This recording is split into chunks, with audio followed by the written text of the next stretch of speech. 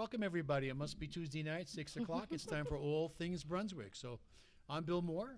Mary Stillwell. And you want to introduce our guest? I would love to. Our guest this evening is the Director of the Brunswick County Board of Elections, Sara Lavere. Thank you so much for coming. Hi, thank you for having me. I'm very excited. Not only that, but she's now the big mucky muck for the entire state. Oh, She's a mucky muck.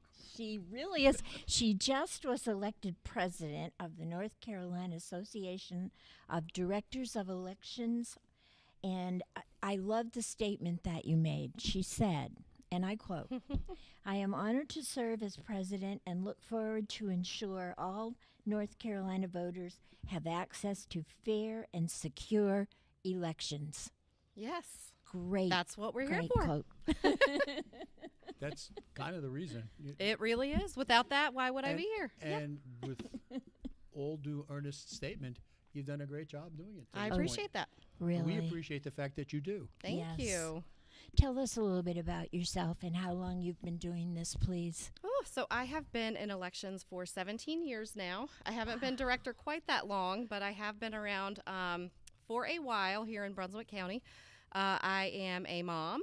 I have an 8-year-old. I'm a Girl Scout leader. I'm an elections director. I'm now actively participating in our Directors Association with the state, which is going to be really exciting and take me places that I probably would normally go. So, Right. yeah, I'm really excited. Congratulations. Thank you. I appreciate it. That's And great. well earned and deserved. Thank you. Yes. You know, Yes. the last time I gave somebody a compliment, I was complimenting my wife and what a great choice she had in men. So Oh. keep that in mind. And she sells Girl Scout cookies, folks. Yes. Oh, yes. You could get rich on the price of those cookies nowadays. Ooh, $5 a pop. Yep. Mm-hmm. When they go down to 5, they were hitting 8 up where I was. Oh, well, I think it varies by state and by council. So that's what they are Wow. here, $5. Ooh, that's okay because I bought them in this room for $8 a box. Oh. Mm. Somebody made money on you, Bill. Yes, and it was a Tars. Oh, that's not good. A good entrepreneur spirit, which is not a bad thing. No. Sara, please tell us what the most difficult thing about your job would be. The most difficult thing about my job is probably election season in general, just because there are not enough hours in the day to do all of the things that I have to do. And that's personally and professionally. You know, I spend a lot of hours at the office, and during that time, bless my little daughter's heart, she's wondering when mommy's going to come home. So it's really, I think, balancing everything when we get into peak election season is the hardest Sure. thing we do. Yeah. You have a great staff, though. I do. I'm so fortunate. You They are do. wonderful. They all sacrifice the family side of things for several months so that we can make elections happen, and I appreciate them every day for it. Well, it amazes me because it seems like whenever I call, you answer right away. There's no waiting and there's no voicemail, and there she is. Yeah, we might be one of the few offices that still do. We don't have one of those robo systems. You call our office and you get us. Our staff recently started giving out direct lines, so if you need to talk campaign finance, you don't have to call and talk with our receptionist. You can get right to the correct person right when you call. That's Yeah. great. That is great. Well, I know that we have all enjoyed working with you. I mean, Bill and I have talked about it many times about, How lucky we are. yeah. Good. I mean, that's the best way to put it. You know, there's a lot of negative stuff that comes out about this county, and from the viewpoint as the county chair, we've been able to prove every bit of it to be misunderstood. I'll use the word because I can't use the word liar. Yeah.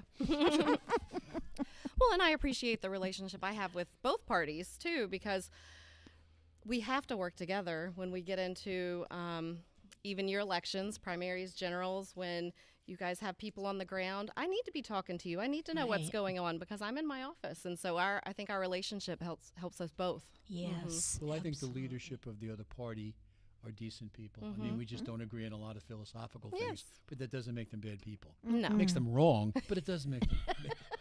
I love it. Yeah, I said that, Eric. Bill is he never tells a lie. He tells us exactly the way it is. Yes, I forget what I lie about, so it's just easier to tell the truth. Oh, goodness. You have a new program, or there is a new program, I should say, in Brunswick County, which I believe is going to be beneficial to everyone, especially those who do not understand elections and what the process entails. And could you tell us a little bit about it? Yes. So we launched last week an election education series, and what we are hoping to do is have deep dives on certain topics, because a lot of times when we go do outreach events, we don't have a lot of time and we try to get everything covered. So we can't really get into the nitty-gritty of all of the details of some of these topics. And we were talking in the office and we thought, well, why don't we schedule sessions that are only about this topic? So we will have one just on voter registration and one just on absentee voting, where we can get into the details. And those that attend hopefully are interested in absentee voting. I think if a general member of the general public came and thought they were just going to learn about elections and we spent 30 minutes talking about the logistics of absentee voting, they would probably fall asleep. So hopefully this can reach the people who have an interest in the process. We're also going to open up for questions as part of this, because a lot of people have questions about many of these processes, and some of those questions that we get is what prompted us to venture to do this. We're really excited. So That's great. And there is a list. It's once a month until December. yes. Except on May 18th, you have a special gathering. May 18th. We're calling it the Election Expo. I've been dreaming about doing this for years, having sort of an open house where all of my staff is there, where members of the public can talk to us about our jobs. They can touch the voting equipment. They can mark a ballot and insert it into a tabulator. They can, get information about voter registration. So all of the specialty topics and the staff that works.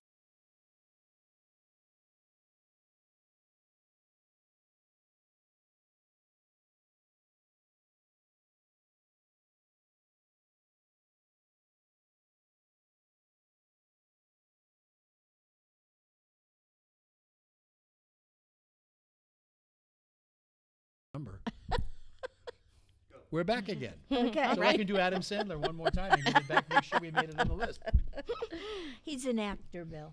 Yeah, I know. He also did some of the world's worst shows. You're absolutely right. But he makes a lot of money being bad. So on April 26th, you will have the voter registration. I want to attend that. Yes. Because I don't care how much you think you know, you always learn something. I do. And then I think on June 15th, there's going to be a very interesting one. It's accessible voting. Yes. And I think that will explain to folks. We get a lot of questions about where can I vote, when can I vote, and all of that. So Yes, and that one will really dive into the options we have for voters with disability, or voters who for another reason cannot vote independently, or who cannot enter a polling place. We really want to make sure people know that those options are available to them. Right. Especially when we get into a busier election like next November is likely to be. We want voters to know that curbside Something happening voting. November 24? Yeah, there's a big presidential election going on. Not sure if you heard heard. rumors. But we want voters to know, what is it like to participate in curbside voting? We can tell people all day long what it's like, but in this, we really want to lift the veil and show how easy it is, and make people comfortable with it, and let them ask questions in a safe environment. We feel like most of these will be very open forums where people can Great. ask anything they want. Yes. When I am teaching the classes for poll observers, that seems to be the number one question. Really? Oh, yeah. Wow. Yep, that is the number one question. The other one that is a kind of an interesting, and it is a kind of a sore spot with everybody, is absentee by mail voting. Yes. So you will explain. We will explain everything we can think to about absentee voting. And I bet there will be questions we didn't anticipate at the end of our explanation.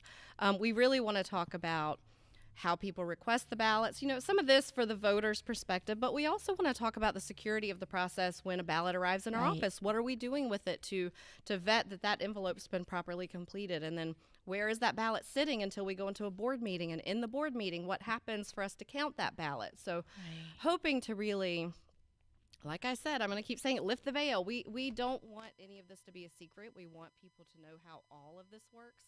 And I think this is probably a good time for me to just add that these are not only in person.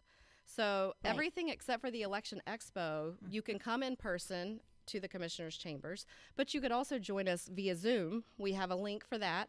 And then after the session, we'll be posting the Zoom recording on our YouTube video. So if you can't make it, you can still get the information.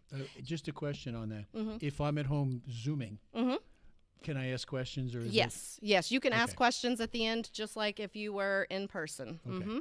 That's important. Yes, and we will address them. We won't type the answer to you. We will address them for the benefit of everybody in the room. Yes. So they can go to your webpage and get the Zoom link. Yes. We have created a new portion of our website. I don't know if you've been to our website. On the left-hand side, there's a menu of options. It's alphabetical. There's a new one there now called Events, and all of this information is under Events. That's great. And then you're going to show folks in August all of the equipment. Yes, we really want people to get a chance to get hands-on. Yeah. We also want to talk more about what we do to test and secure the equipment. We always advertise that pre-election testing that we do, and we open it to the public, and people can come, and people have come and watched what we do for that process. But this will kind of be, you don't have to sit there for 8 hours a day for a whole week watching us test it. We'll just talk about what we do, and you can, get the little pieces of that process. I know one of the other questions that I keep receiving is what happens to a piece of equipment during the voting process if it breaks down? Oh. What do they do? How do they fix it? Well, it depends on what goes wrong. Yes. I mean, a lot of times it could be jammed or the scanner got dirty and it needs to be cleaned. Every voting machine that we have to accept ballots has an emergency bin, so voting doesn't stop if the equipment goes down. The county staff from the office would be dispatched to go check it out. But in the meantime, voters can insert their ballot into this emergency bin that's sealed and locked and secure. It's part of the piece of equipment. And then some down the road would be fed into the machine again when it's working properly? Yes. Once it's working properly, a bipartisan team of officials would read that in, usually at the end of the night. But if there's a lull in between, they could do it then as well. Gee, that's great to know. Yes. And then there is, in September, you will let folks know how to prepare to vote. Yes. And I think that's really important because a lot of folks don't even know where to go. They do not. I am making it my life's mission to get everyone who votes in North Carolina to check their voter record before they go vote. Because if they would do that, they would see exactly where they're supposed to go. Election day polling places move all the time for various reasons. Yes. We do notifications via postcard in the mail, but how many times is that thrown to the side and not looked at again? And so voters tend to go where they've always gone. And on election day, if they would just check their voter record, there would be no confusion. They could also get their sample ballot there on the voter record. It makes it a little bit harder because with early voting, yes, you can go any place. Yes, and that confusion is very common. People will say, but I went here last time, and we look at the record and they voted early. To vote here. Now I can't vote here. Well, it's election day, sir. You can go someplace else. Well, they can stay and vote provisionally, so we don't absolutely send them away. No. But the reality is also that provisional ballot may not be the same ballot that they need. It may not be available in that precinct. Yes, going to your precinct ensures that you get the correct ballot with all of the contests you're eligible for. And just so people understand what we mean by that, you want to address why it may not be the same ballot. Well, say you are registered to vote in Southport and you pass by Leland Cultural Arts Center and you pop in to vote on election day this November. So it's a municipal election. We have 19 municipalities, 2 sanitary districts, and the hospital authority, Dozier Hospital, that we do elections for.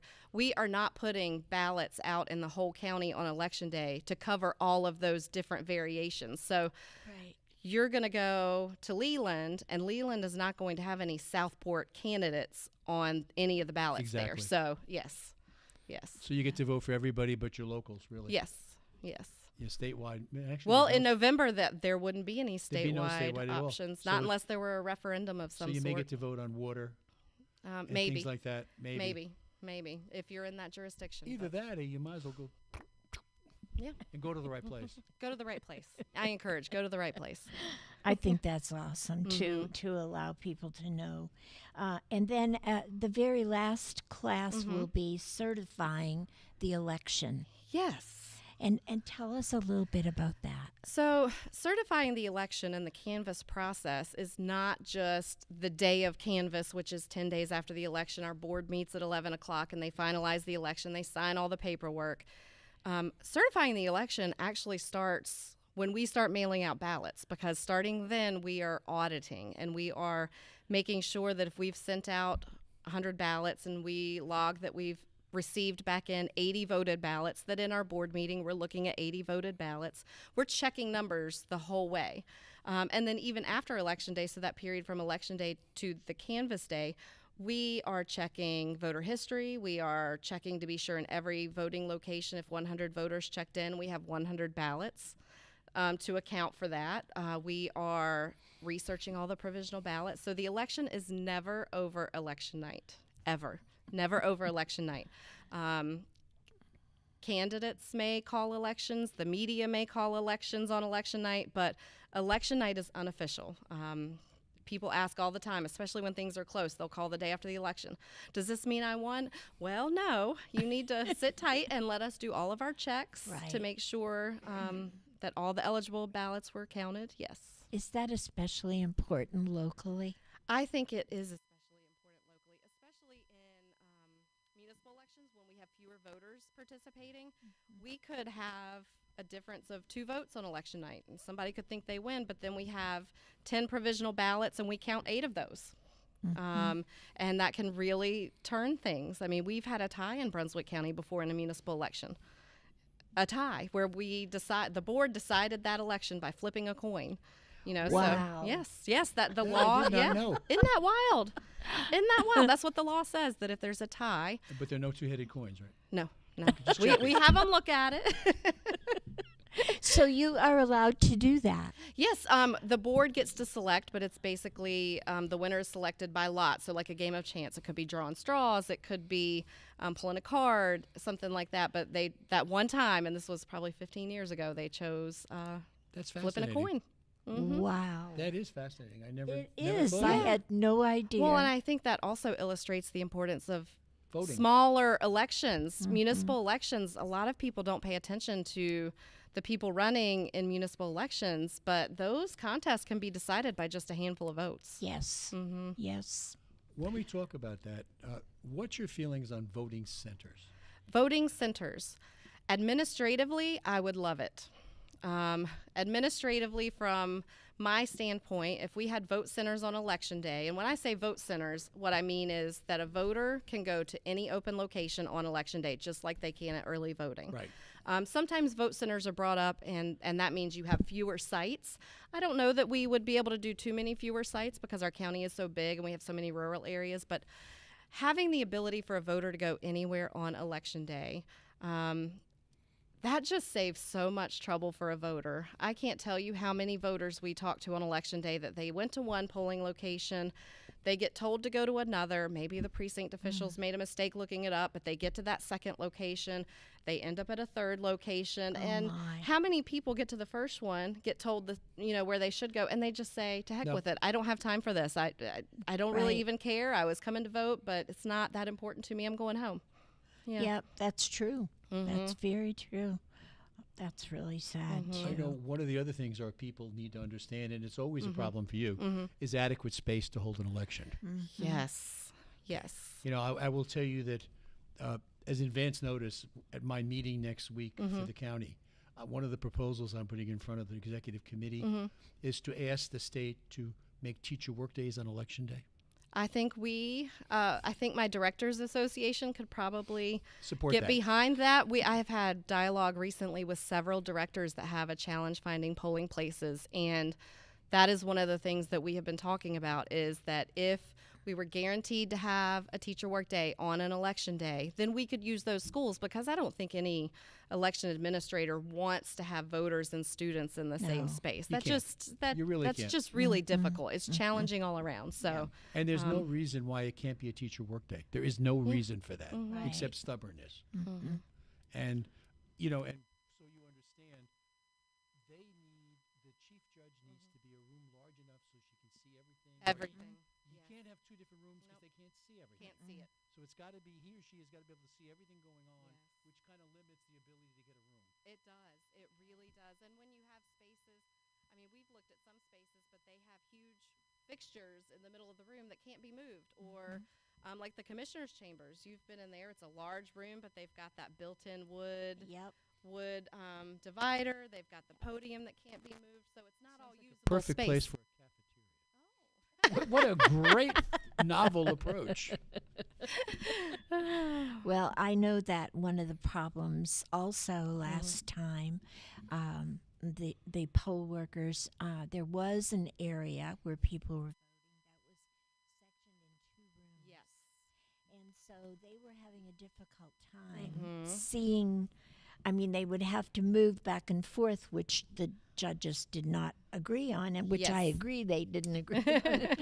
So it was difficult. But I think the most important thing is that the chief judge had the option to look everywhere. Yes. So, To monitor what's going on, yes, to make sure nothing. Yes, that's yes. very important. So It is. What are your thoughts? One of the things that's been proposed to us that we're going to consider is the idea that the party should have the right to nominate the judges during early voting. And I just brought that out as a thought.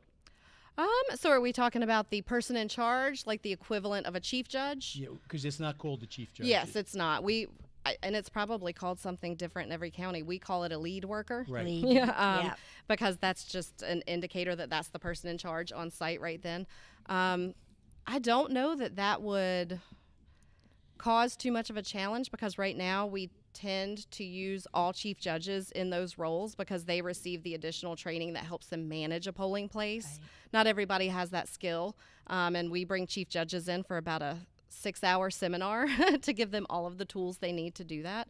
I don't have much opinion on that either way, but I think if it were to happen, we could work with it. Well, as long as it's not going to give you heartburn. No, You wouldn't give know, me heartburn. No. Okay, that's what I'm trying No. to do, things that work Yep. for both of us. Yes. Yes, that would work for me. One of the things that's been proposed to me that there's always been a kind of a hassle about at-large Observers. observers. You know, can they go as Yes. often as they want into these places? Can they go Yes. once? You can't put 2 in the same room because they're called magnets and they attract each other and whatever else. So We had those issues in the last election, did we not, Sarah? Do you see any issue if the at-large people were allowed to visit as often as they wanted to, as long as it's one at a time? Well, it doesn't cause a problem for me. I honestly, I don't know that in previous elections any observer has been disruptive when they're coming and going. Right. You know, I think that would be what would be a challenge if there was a big ruckus every time the observer came and left. But I don't think any of That's ours. more the individual rather That than the really program. is but generally, no, I don't really have a problem with that. I think, of course, every time an observer comes in, if the lead worker or the chief judge hasn't met them yet, they have to stop and go look at the list and vet that person really is supposed to be Right. inside the polling place. But you know, after that, it should be pretty simple. Well, I know that part of the training when we train the poll observers is their presence in a polling place, the things that they should do and should not do. So I think if they go by those rules, it's like you said, they're not going to disrupt anything. Yeah. So they kind of want to be off to the side and, you know, out of the way of Yes. everything. So I Yeah. think that's important. Mm-hmm. So anyway, I think what we need to do now is pay a few bills. Yes. So we're going to take a break right now and pay a few of the people that sponsor this program, and we'll be back in a couple.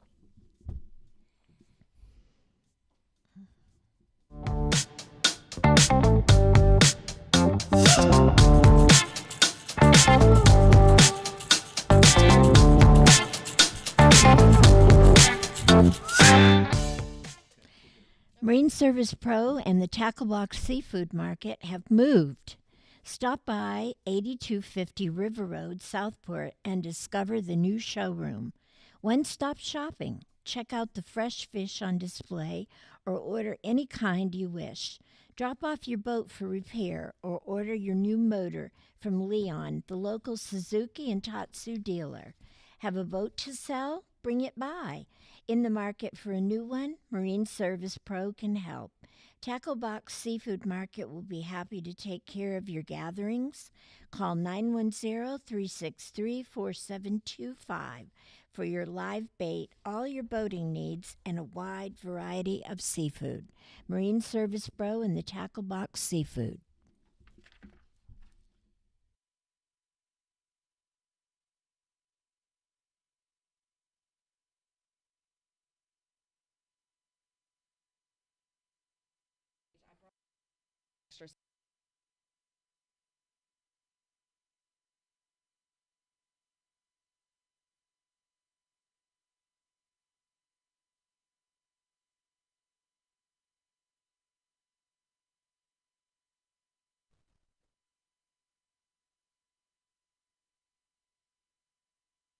What a great place we all call home.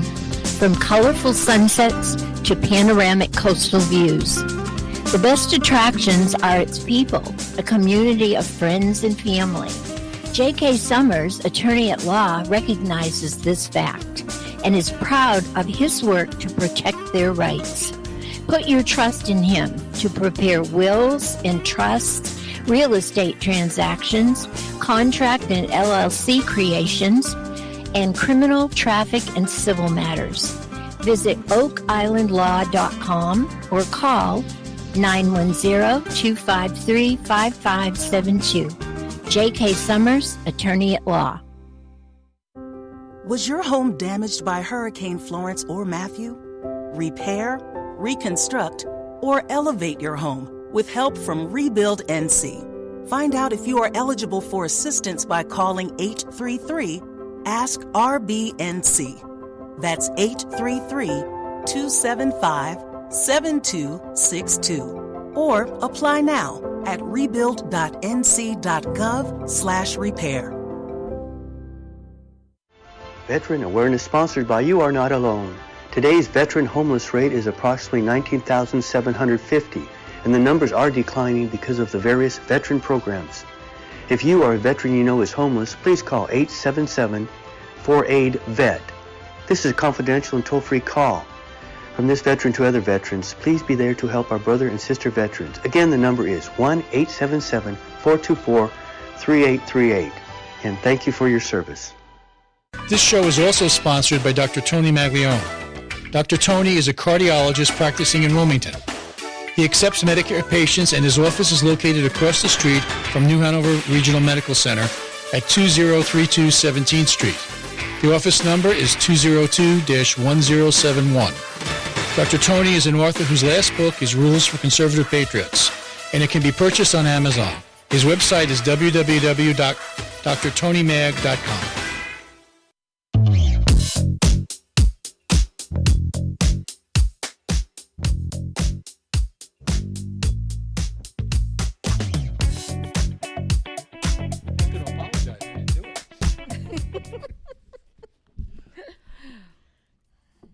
Welcome back, everybody. It's, believe it or not, we're halfway through the show, and it's been a very, very enlightening group of time with our guest here from the Board of Elections, Sara, who's done a magnificent job. But we're now going to turn to something that she needs help on. You know, we all want fair and honest elections, and they do their best job to make it happen.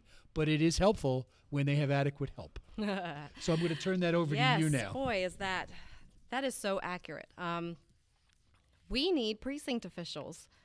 we always need precinct officials, but we are doing our recruitment this year to get us into 2024 because we come out of the municipal election in November and we don't have a lot of time for recruitment leading up to that March primary. So you'll notice if you look at this calendar of events that we've put out on the website, you can see that we have several poll worker orientation sessions. And so what we encourage people to do, even if you're curious, you're not committing, but sign up and come to a poll worker orientation session and find out what being a precinct official actually entails.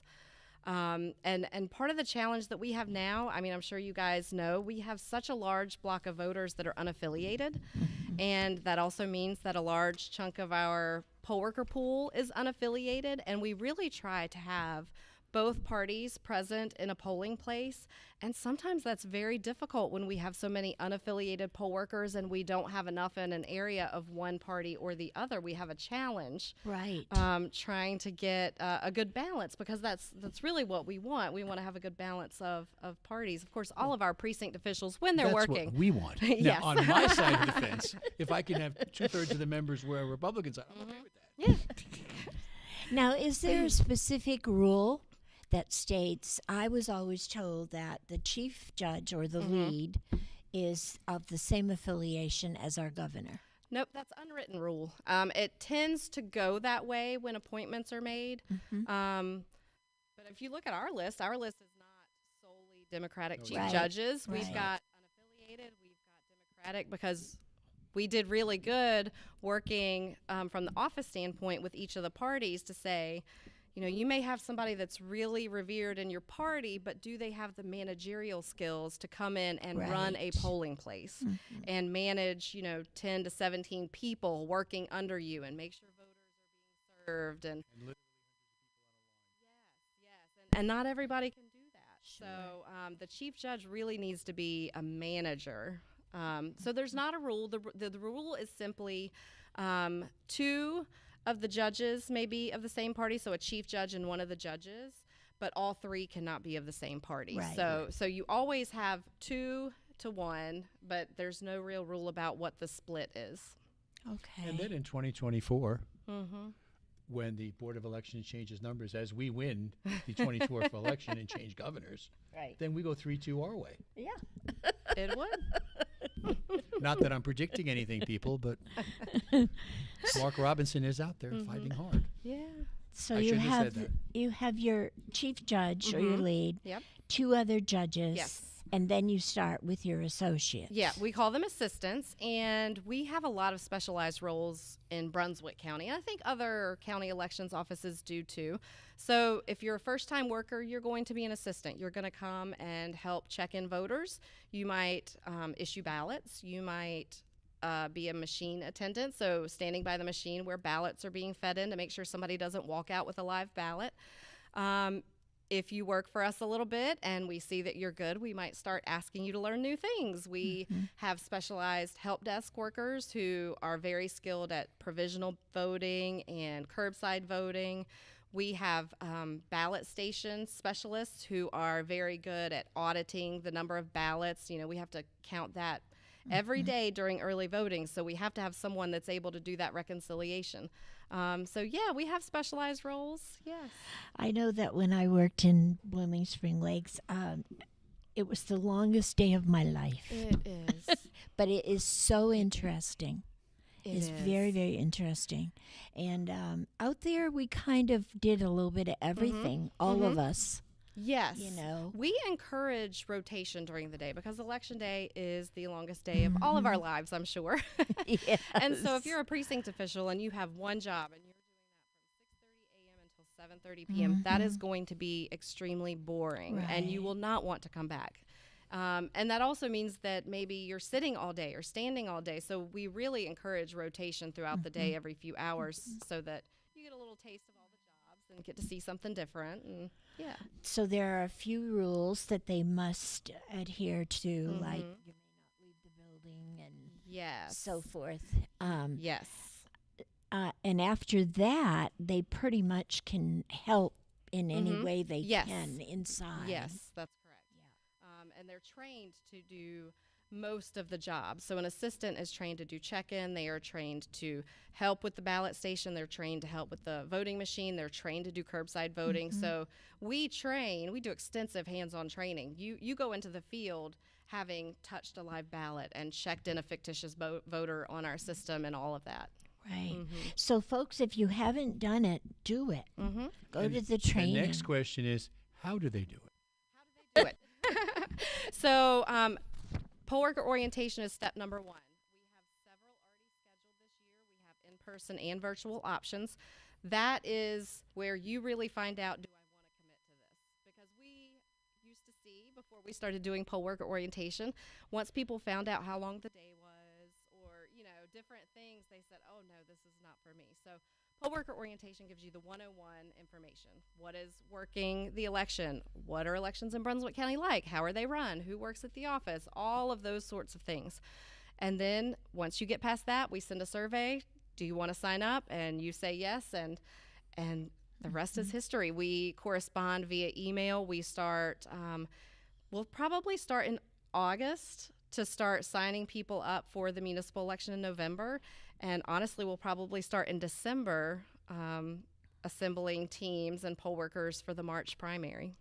Are we going to have all 27 open for Election Day? Not this year, but I don't know off the top of my head how many will not be open. But some of them will not be open this year. Now, because in the past, on early voting, because it's munis, you basically only had one site. Yes. Is that still going to be That the is same? still going to be the case, yes. Early voting will only be at the government center, and that will be office hours, Right. 8:30 to 5, Monday through Friday, But I except for think that people last should Saturday. know why. It's not because Yes. your people don't want to do it. It is not. It is because the complete cost of a municipal election is not billed to the county. It is billed to each town. And so early voting is a very expensive undertaking. Right. When you think about the salaries of all of those precinct officials for 17 days, it's a lot of money. And so if we were to have satellite locations, that would really increase our cost. And, I think that would be a consideration for some of the municipalities if we were to consider doing that.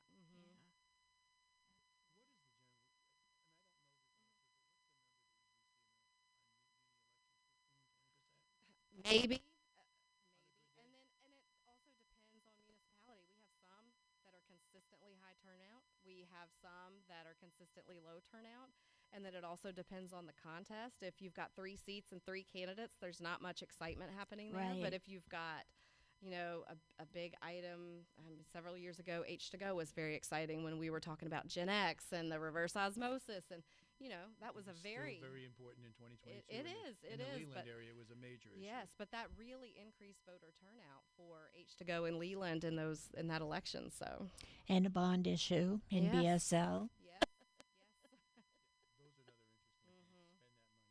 Mm-hmm. But they, it's interesting with H2Go, just as a side note, last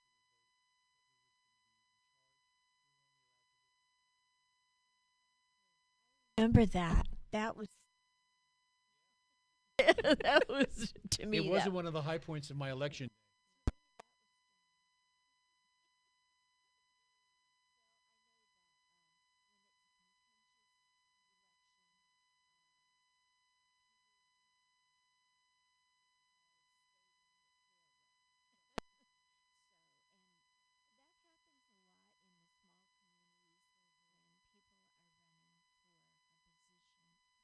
such as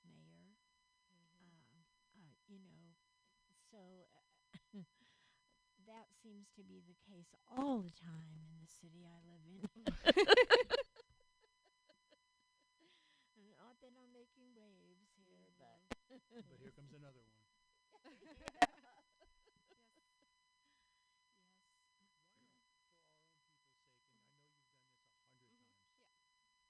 Explain the security of when I vote to how it finally gets to the state and how much time and effort is put in to protect that ballot. Yes. So from the time, and we're just going to use Election Day, for example. So Right. you go in Election Day, you cast your ballot, you insert it into the voting machine. It's locked in that voting machine that has a security seal on it until the polls close. right. And at that point, 2 poll workers of opposite party are going to the voting machine. They are breaking that seal.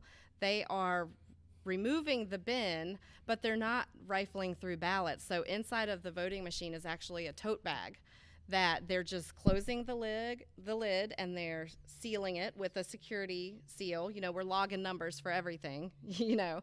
And then the chief judge is bringing those ballots to the office along with a copy of the results tape that they have printed right there on the spot as part of the closing polls. We also print a separate results tape that gets to go home with another judge, just in case something happens to the results tape with the chief judge. Very fortunate that the office we're in used to be the tax office. So we have vaults in our building, you know, like real bank vaults. So we put everything in there. It's accessible only by key card. And unless there's a recount or we need to do the sample audit count, which we do after an election, those ballots are not touched until we pack them up for retention after the election is certified.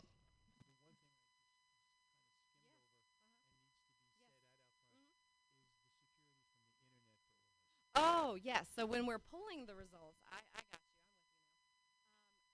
you now. When the results get to our office, they are on an encrypted thumb drive. We buy it from the manufacturer. It's not a $10 thumb drive from Walmart. It's like a $120 thumb drive with lots of encryption on it. Which you can get at Walmart for $10, but we're not going to go there. So that thumb drive comes in. It is checked in by the chief judge, and it is taken to our election machine tech or computer technician who reads all the results in. He is in the back. It's an open process, open to the public. We actually live stream him back there reading in results. If anybody's ever really bored on election night and you don't want to watch results, you want to watch what we're doing. But he takes that thumb drive and he puts it into a computer that has never touched the internet. So it's a standalone air-gapped computer.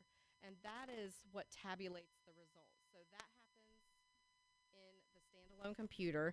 He then pulls a report of the results he's read in, puts it on a brand new, now this is a USB from Walmart or Amazon, but opening the package right then and there, pulls it from that air-gapped computer and then transfers the data to the internet computer that lets the results go up to the state and then be put out.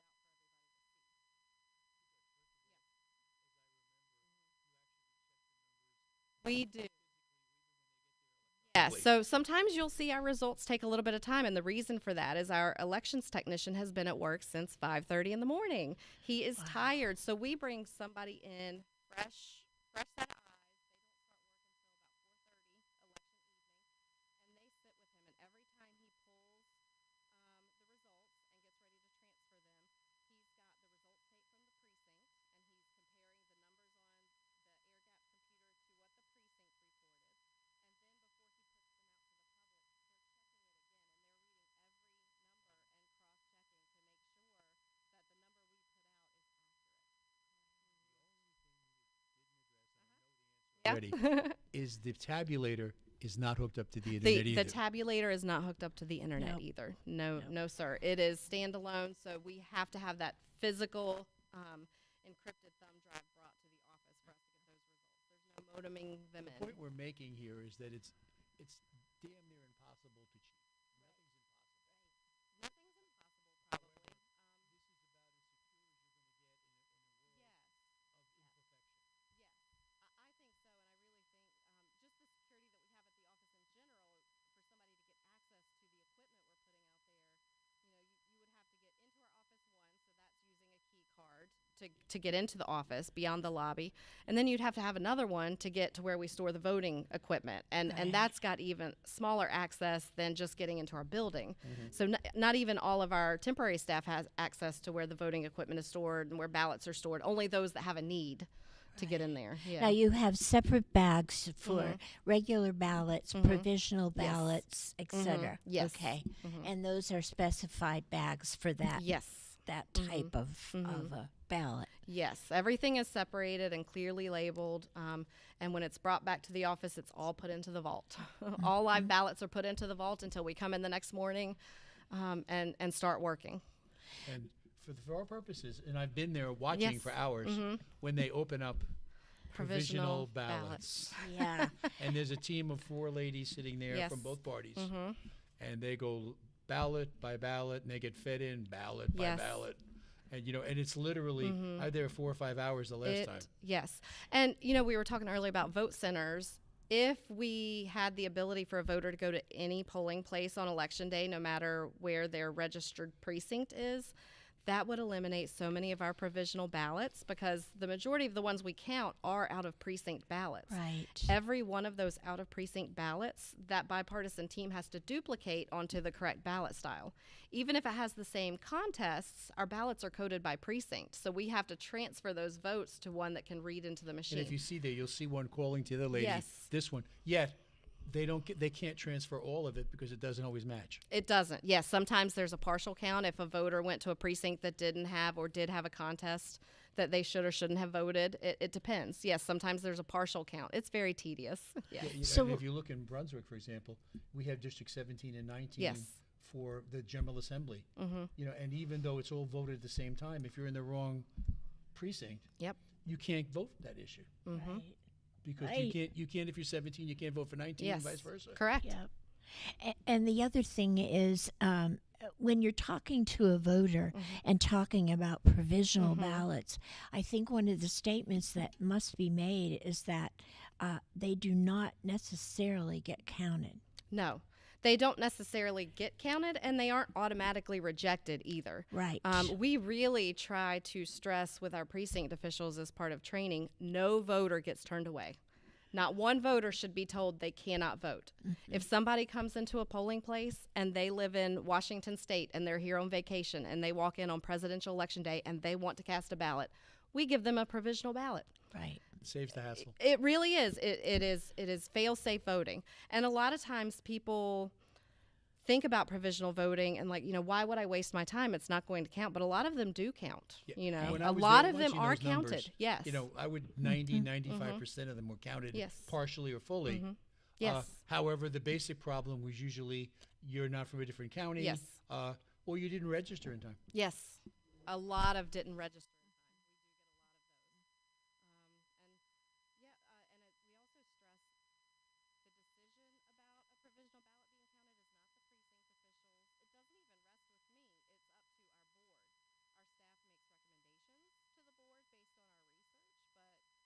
Is really the body that gets to make the decision And if you're there and about watching those. them, and I have been, they will all gather around and look at a Yes. ballot, and they They will do. decide among themselves, is this a good one or a bad one? And that's what happens. They do.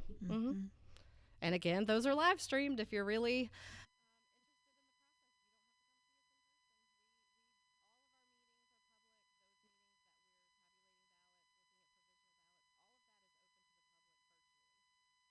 that during COVID, and we haven't gone back just because we do have people that consistently watch online. Yeah. Well, I think it's really important for people to, number one, register in time. Yes. So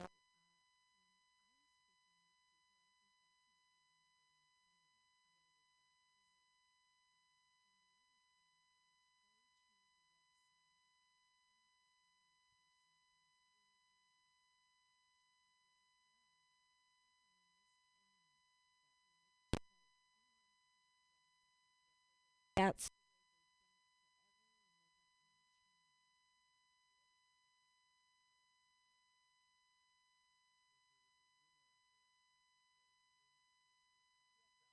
Count. oh, I And heard.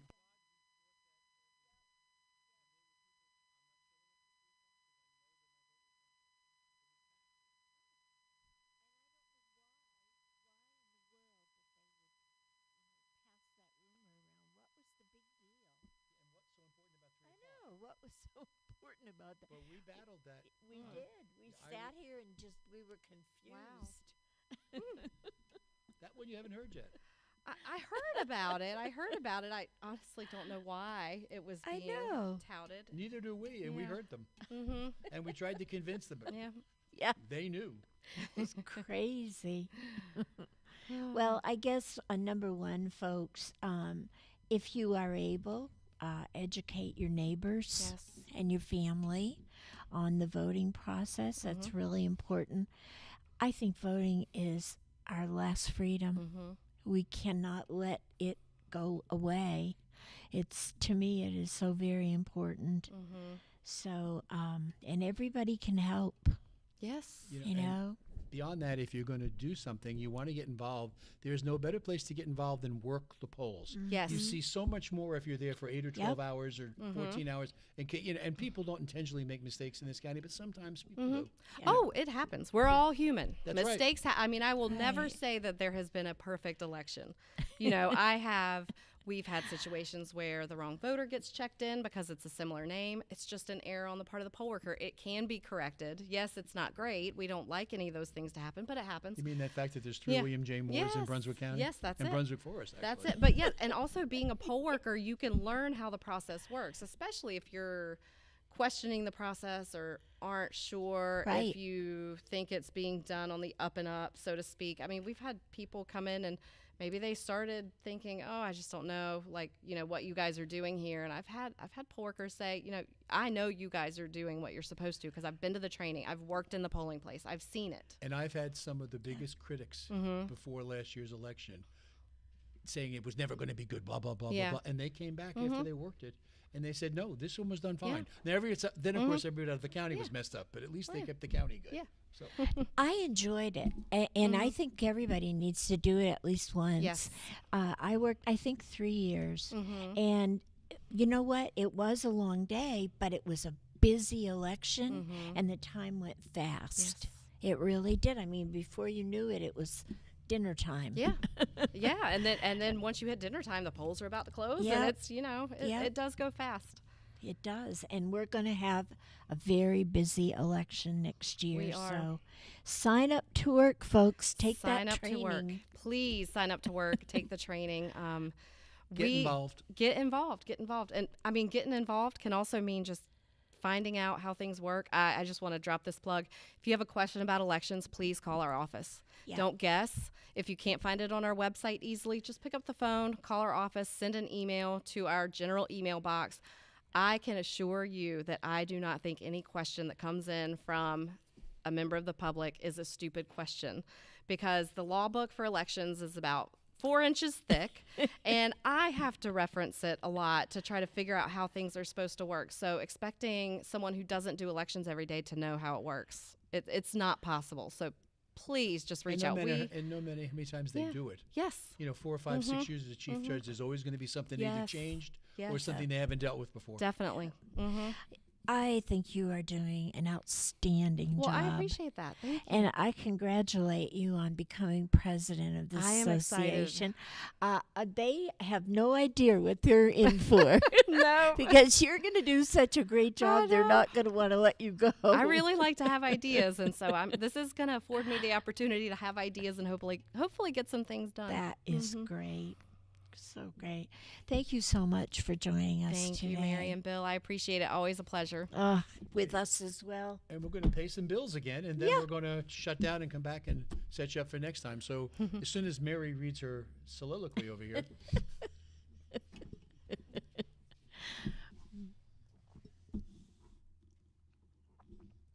Marine Service Pro and the Tackle Box Seafood Market have moved. Stop by 8250 River Road, Southport, and discover the new showroom. One-stop shopping. Check out the fresh fish on display or order any kind you wish. Drop off your boat for repair or order your new motor from Leon, the local Suzuki and Tatsu dealer.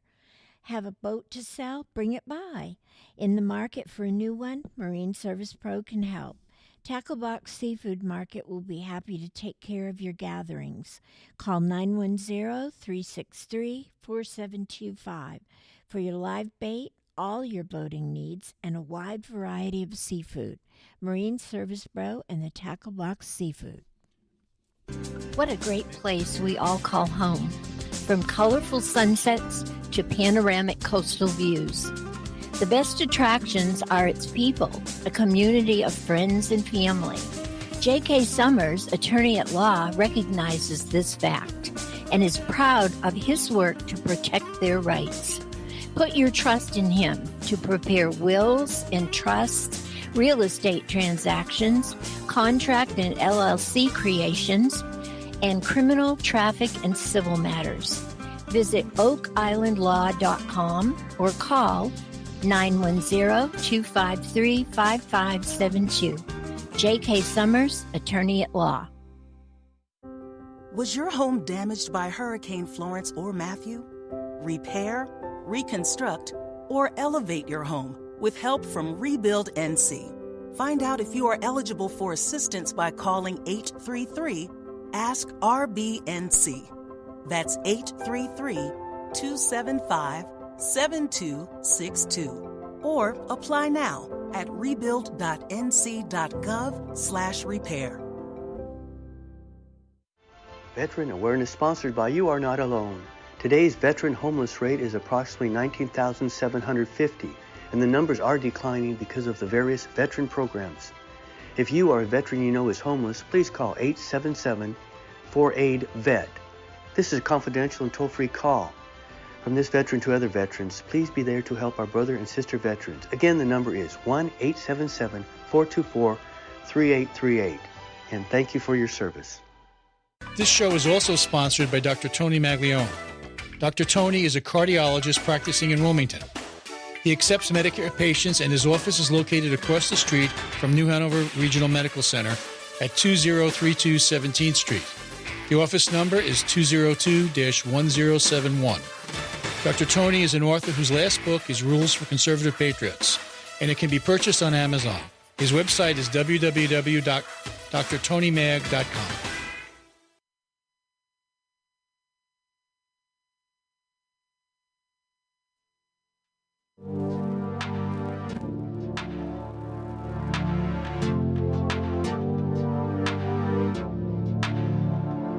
Back again after a great show. We've learned an awful lot. We've had a very pleasant guest, and she taught us a whole lot. And I really suggest you go to their website and do what you can to get involved. Website again? BrunswickNCVotes.gov. So you always get the plug out there. BrunswickNCVotes.gov. Yep. Great. Thank you. But anyway, we're going to be wrapping up shortly and coming back next week with a show that we're not even going to tell you what it's all about because it's going to be an ultimate surprise, like we will be. But Bill, we'll see. Bill and I have so many things to talk about that you never know. One does, and I don't know what I'm talking about half the We, time. So it works out rather we well. never lack for anything No, to talk about. We never let facts interfere with the discussion either. We just get her done. Sarah, thank you again so much for And joining Thank us. you. for coming and joining us and Yep. enlightening our listeners and our Anytime. watchers, I guess. Always a pleasure. Always willing to come talk about elections, too. Great. We And will if there's have you anything that back. changes, just give us a yell. You're welcome to Yeah. come on Okay. for a full segment or a part of it, whatever Sounds you need. good. Yep. Wonderful. We will have you back, definitely. Okay. So And folks, make sure you go on the web and check out the classes that they have coming up, the important dates. All of these are going to be so informative. If they should answer all of the questions you have about voting in Brunswick County. and then check at the other page, the other side of it, and they tell you when the important dates are for voting. You know, certain things are important there to make sure you meet certain deadlines. So get her done. Remember, if you're going to run for Muni, we encourage anybody to run, but you got to register in July, and the election's in November. So Right. do what you need to do and get involved. Anyway, from Bill Moore, and Mary Stillwell, we thank you for listening and letting us come into your homes, and we'll see you in a week. come back. Have a nice night. Thank you.